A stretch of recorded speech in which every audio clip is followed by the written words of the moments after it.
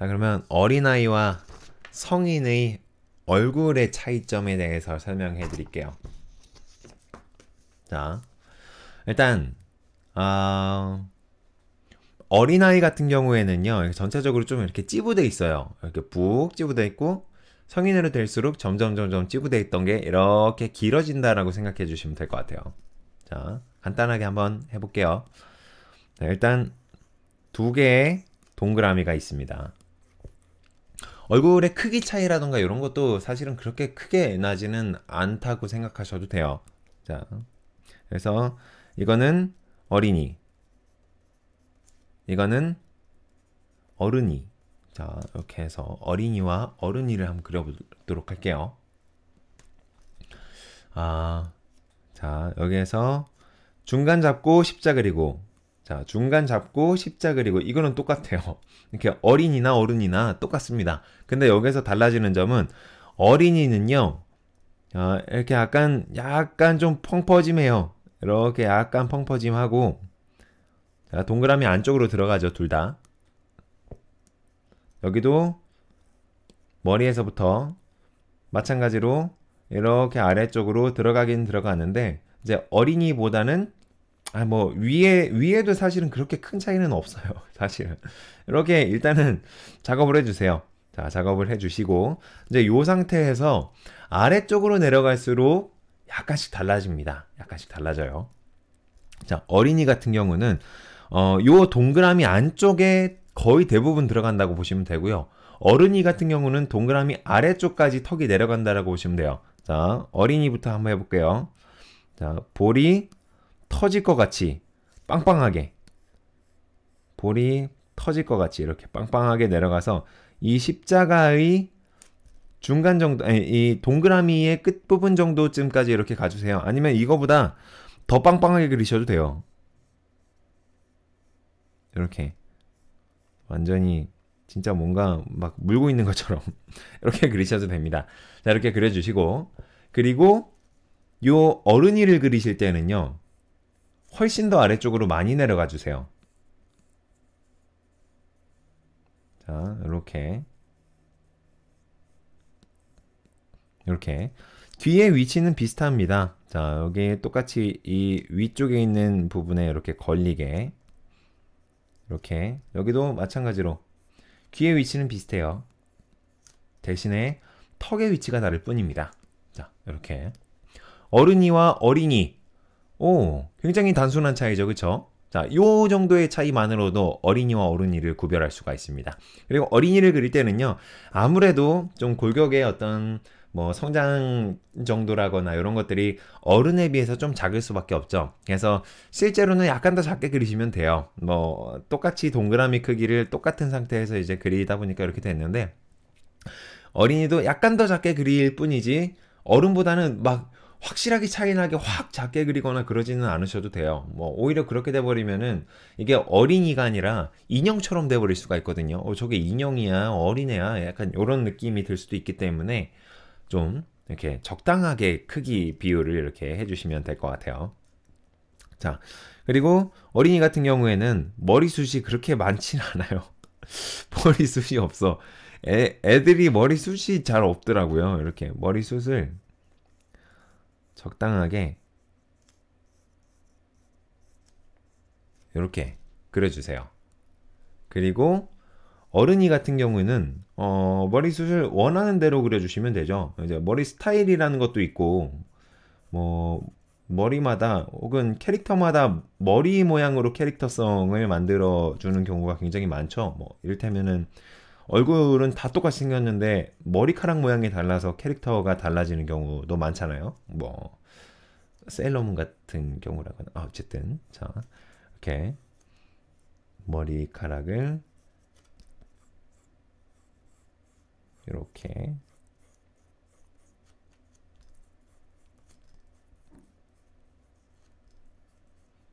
자, 어쨌든 그래요. 그런 만화들이 몇 개 있어요. 뭐, 네. 자, 간단하게 헤어스타일. 뭐 사실 요 얼굴 스타일이 남자도 될 수 있고 여자도 될 수 있는 이런 범용적인 머리 스타일이죠. 아, 얼굴 스타일이죠. 얼굴 형태. 저는 여자로 그려봤습니다.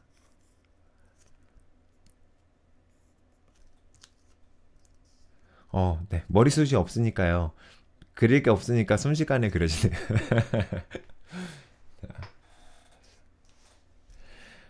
그러면 이 상태에서 이제 귀를 그린다고 치면 그냥 단순하게 그릴게요. 귀.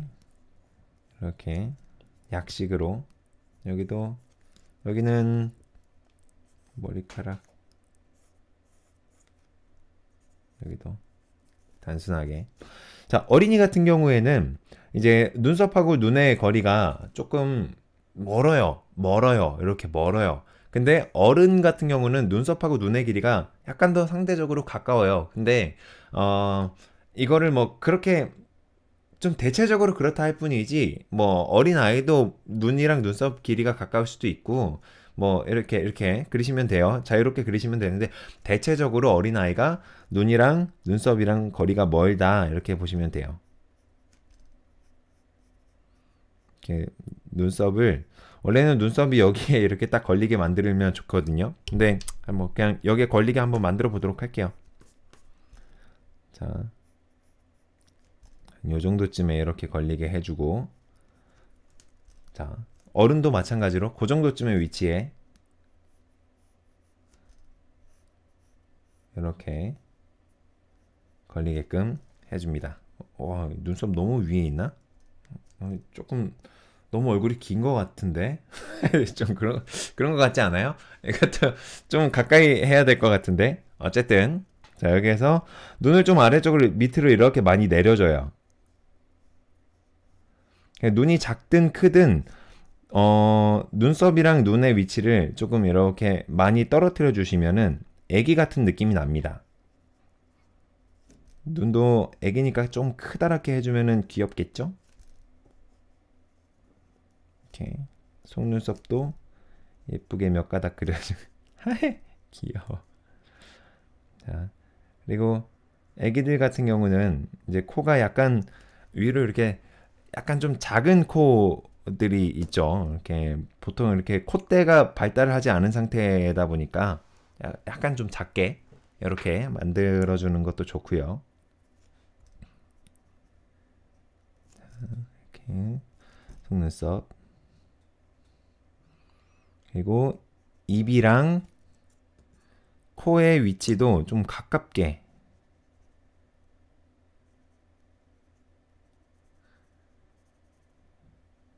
이렇게 해주시면 확실히 애기 같은 느낌이 나죠. 확실히. 자, 그런데 어른 같은 경우는, 어른의 경우에도 역시 마찬가지로 뭐 약간 눈이랑, 와, 이게 너무 길게 그렸어요. 죄송해요. 조금만 수정할게요. 너무 길게 그렸는데, 이렇게 길게 그리면 하여튼 좀 예쁜 느낌이 좀 없어지는 것 같아요. 좀 약간 좀 다부지고 좀 세 보이고 그런 느낌이 있어요. 근데 약간 좀 짧게 그리면은 좀 귀엽고 약간 좀 예쁜 어떤 비율에 조금 더 맞아 떨어지게끔 그려진다 할까요? 하여튼 그런 느낌으로 그려지는 것 같아요. 자, 여기서도 눈이 동그랗다 하기보다는 훨씬 더 눈매가 살아나는 느낌으로 그려주시면 좋죠. 성인이 될수록.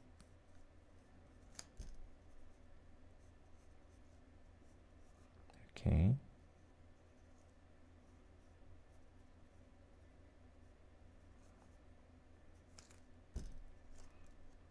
그래서 코도 그냥 적당한 위치에 이렇게 살짝 찍어도 되고요. 아니면은 콧등을 전체적으로 이렇게 그려주셔도 되고요. 자, 그리고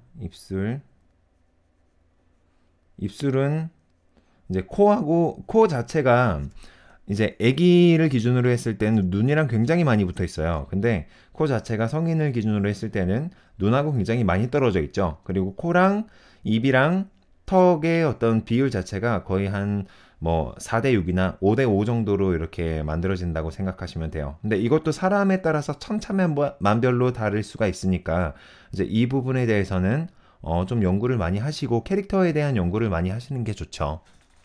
아무래도. 자, 이렇게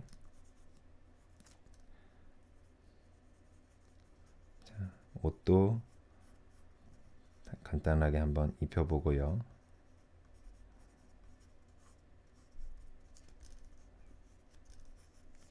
자, 얘도 옷을 한번 입혀볼까요?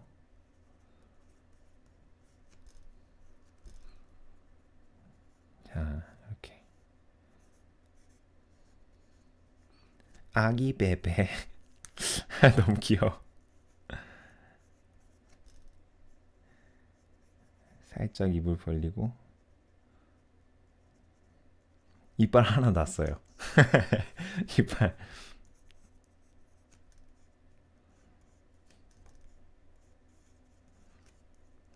이렇게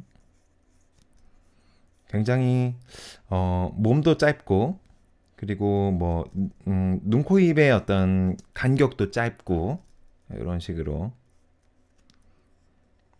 그리고 이상하게 아기들은 되게 이상하게 이렇게 옆으로 다리가 많이 벌어지는 것 같아요. 그렇게 많이 관찰한 거는 아닌데요. 다리가 옆으로 이렇게 벌어져. 뭔가 모르게 이렇게 항상 벌어지는 거예요. 그렇지 않아요? 제가 본 아기들은 대부분 그랬던 것 같아요. 갑자기 아기 울음소리가 나는 것 같아. 꺄! 막 이러는 거 있잖아요. 하여튼 좋습니다. 이 어린이가 크면은 이렇게 변하겠네요. 어른이로. 굉장히 도도해 보이는 여성으로 멋지게 컸네요. 자, 좋습니다. 요런 정도의 차이가 있다라고 보시면 될 것 같아요. 네, 하여튼 저는 저런 거 무지 고민하고 생각하고 지우고 그래서 엄청 오래 그리는데 별로 자연스럽지도 못하고 선생님 저는 얼굴 그릴 때 절대 좌우 대칭이 안 되는데 이건 방법이 연습밖에 없는 건가요? 아니면 감각을 키워야 하는 건가요? 자, 좌우 대칭을 그리는 방법은요. 제 생각에는 이거는 이제 연습밖에 방법이 없다라고도 할 수 있지만 근데 연습을 한다고 해서 커버가 되는 부분이 있고 안 되는 부분이 또 있어요. 자, 뭐냐면 좌우 대칭을 그린다는 거는 일단 이제 그림 그리는 거에 대해서 부담감이 많이 없어졌다라는 의미이기도 하거든요. 근데 많이 부담감이 없어지면 없어질수록 좌우 대칭이 잘 그려져요. 심지어 정말 이상하게도.